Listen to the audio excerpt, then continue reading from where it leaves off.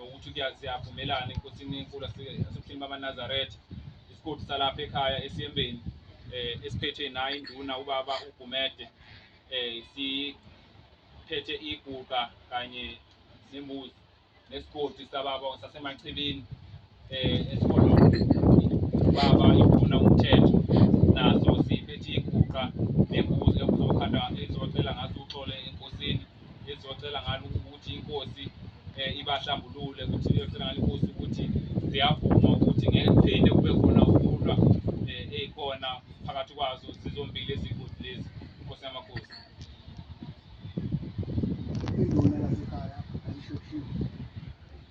Baba sesibongile kudala sesikhulekele ebengithi nje angiku-ede kulokhu asekushilo ubaba ukuthi umazinyane sinamabili ngoba nathi sake saqhudelana phakathi saba sisodwa elesibili elasemachibini nokunye sikucelayo ngoba kunabalahleka abangazi ukubafuna nabo siyacela siyabakhulekela. Nabo babe khona ngenkosi.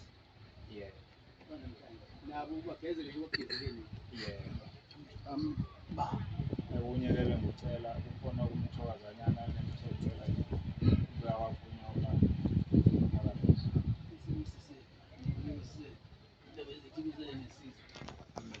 Amen.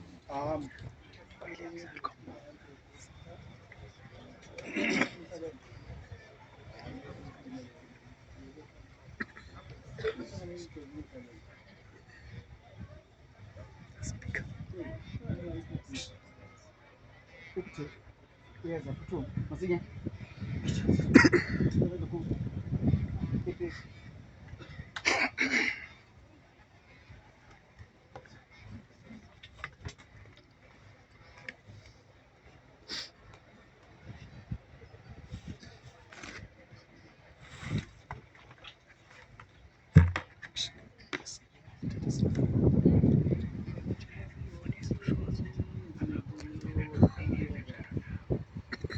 Baba, back by in the car. By it. Nothing but me. Bob.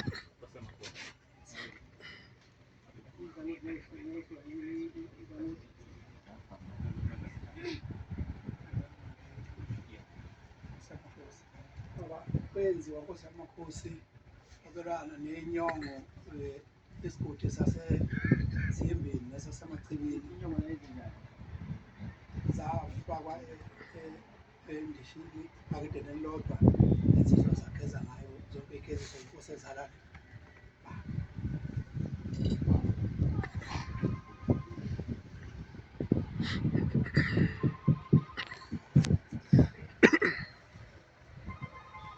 Ngiyanibingelela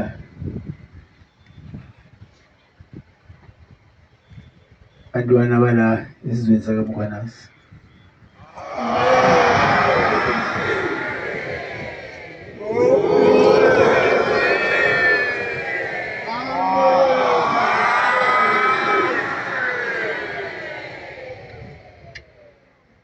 Ngiyathemba ukuthi lokhu esikuzelela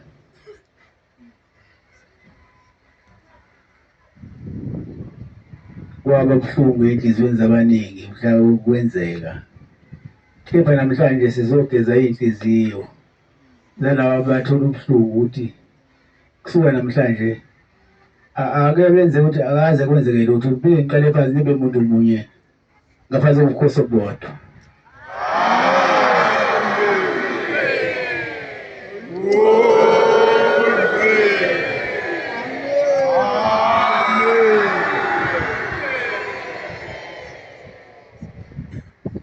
Noma ngabe niyaphuza la niphuza khona, kodwa nibe nokuhloniphana, kuphela umoya wokuzwana phakathi kwenu. Ngoba uma waphela umoya wokuhloniphana khona la khona izinto. Bese ngicela nalabo abahamba-ke izinto ezazaba khona ukuthi nabo njengoba nigeza nibagezele nabo abahamba-ke iy'bhamu nabahamba bephethe iy'bhamu nangemkhonto, nibafuthi umkhonto, baphuthwe iy'bhamu abanye bagezwe amanxeba. bese becelelwa nje ukuthi babe la esizweni babe idlozi elihle.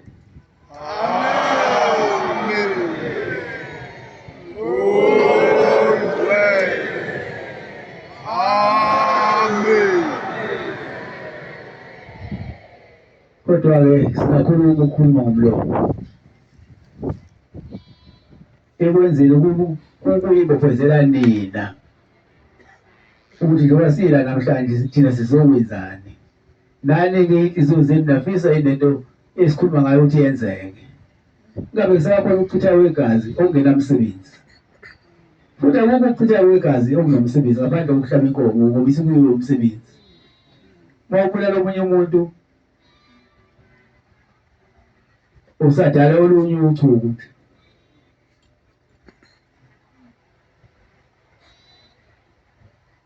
Into efanele ibe khona phakathi kwenu yinye, ukwazisana, ukuthandana, nokuthobelana, nokuhloniphana.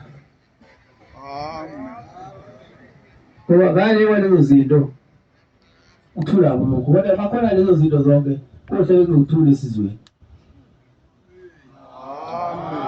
Futhi-ke asibonge ukusimema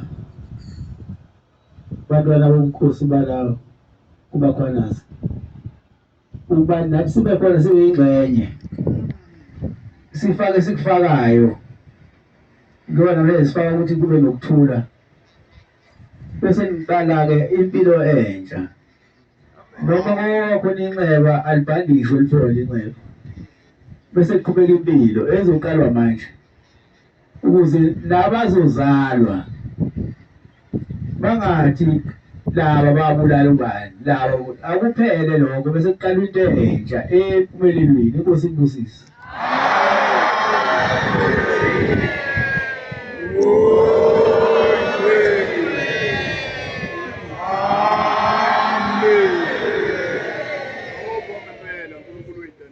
Baba ey'nduna baba zithi asikhuleke enkosini yamanazela ukuthi khona abafisa babuyicelela omakoti baba bekho, imizi ayikho, umsebenzi awukho, ney'ngane ay'phile bafisa nje ukubeka phambi kaNkulunkulu bacela abacelayo ngeqiniso ukuthi uNkulunkulu uzobamukelisa ngoba usuku olukhulu lolu madoda. Siyanibongela nje ufuna uNkulunkulu kulelizwe ezonikhuza. Khuzekani-ke nizinsizwa zakulelizwe. Amen. Lethe ibhenge maloni yalishambe